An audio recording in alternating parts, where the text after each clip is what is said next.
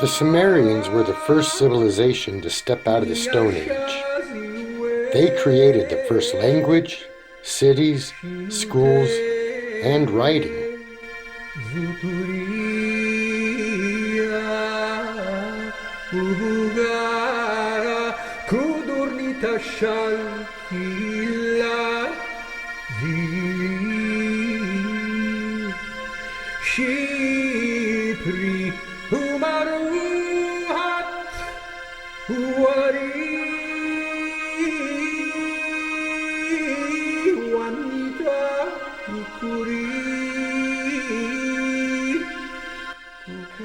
And they attributed these inventions as being gifts from their gods, the Annunaki.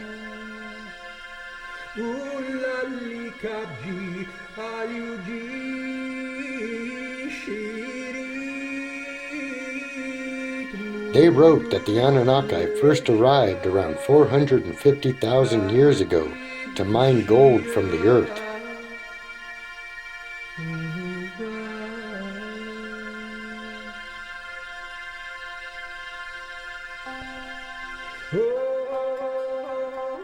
But the work was hard, so they genetically manipulated a primitive primate on the earth to create man as a slave race to mine the gold.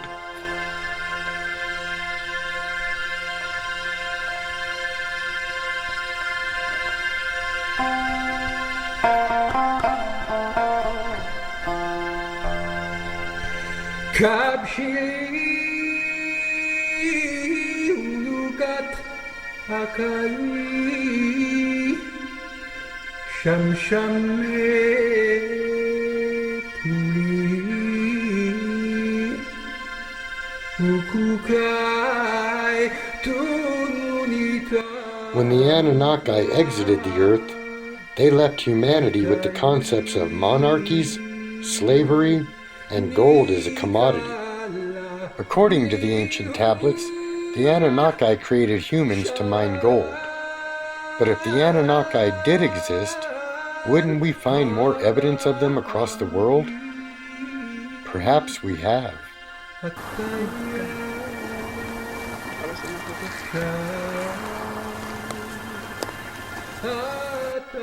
200,000-year-old gold mines have been discovered in South Africa.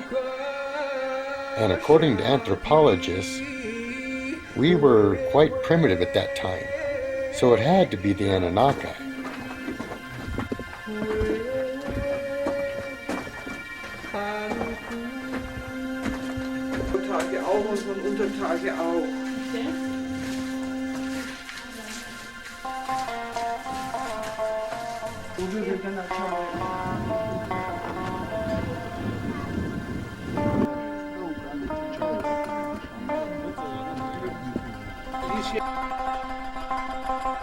Elongated skulls have been found in numerous locations around the world, but it seems these cultures were imitating the Anunnaki of Sumeria.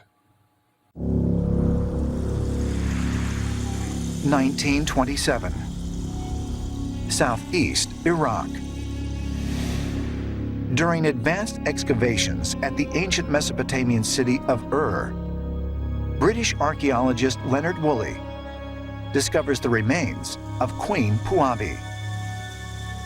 According to reports, the queen is found with an unusually large skull, similar to that possessed by some Egyptian pharaohs and mummies in Peru. For many ancient astronaut theorists, the queen's skull provides further evidence of mankind's extraterrestrial origins. The description of the queen was highly unusual. a head that was huge. She was not a normal human. She may not have been full Anunnaki. She could have been a hybrid. There is an effort underway to try to get genetic analysis of the bones. There are characteristics that allude to Anunnaki genes. This is what the Anunnaki supposedly look like, with these cone head type skulls. So we would naturally think that she is one of the original Anunnaki, or certainly extraterrestrial human hybrid. What's of interest of Queen Puabi is that she's a first dynasty queen and/or priestess. So the fact that she's first dynasty means that she's very close to the reign of the Anunnaki. This puts her in a very unique position because she really holds the key. She might be the evidence to suggest whether or not the ancient Anunnaki were physically real, and that specifically the Anunnaki interbred. When the Sumerians made depictions of the Anunnaki, they were often shown with a handbag, but that same handbag appears elsewhere.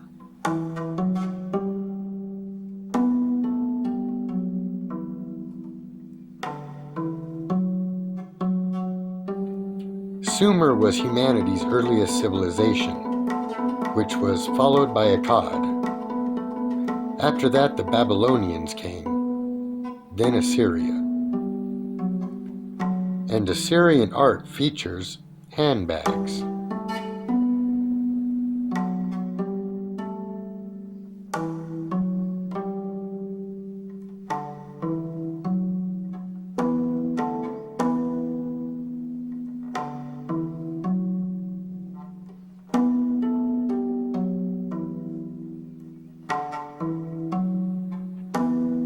Göbekli Tepe is a megalithic site in Turkey that dates back to the Ice Age.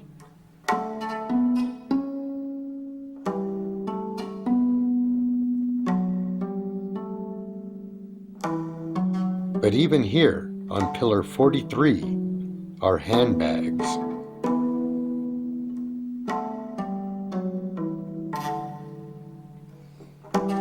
Across the Atlantic Ocean in Central America, we find the ancient Olmec civilization.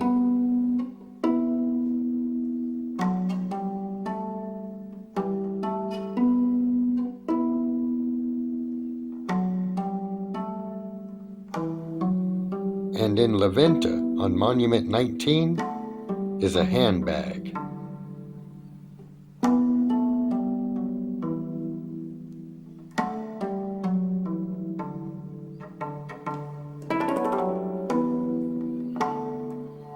In South America, near Lake Titicaca, the Fuente Magna bowl was discovered in 1960, and this bowl is engraved with Sumerian cuneiform.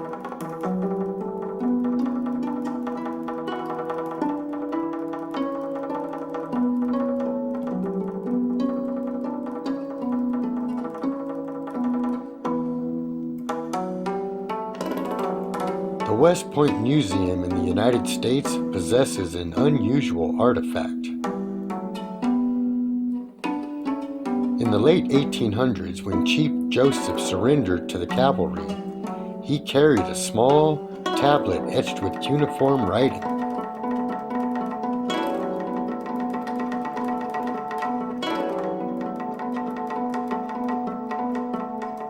Chief Joseph said it was a family heirloom that had been passed down for generations.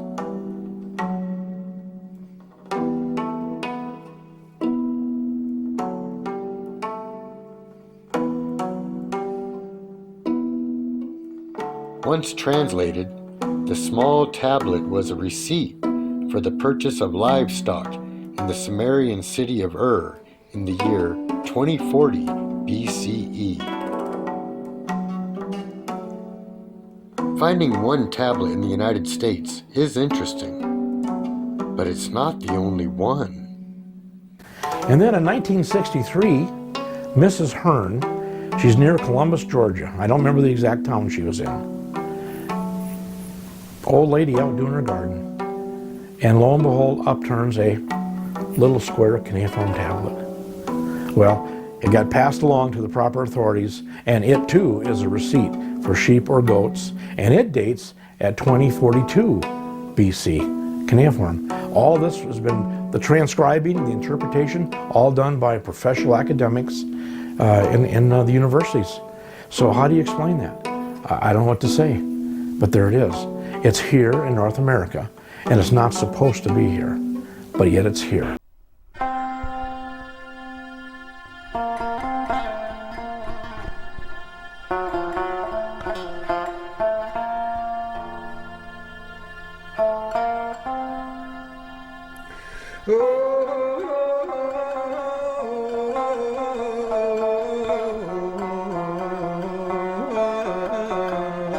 There may be more to Sumerian theology than we previously thought.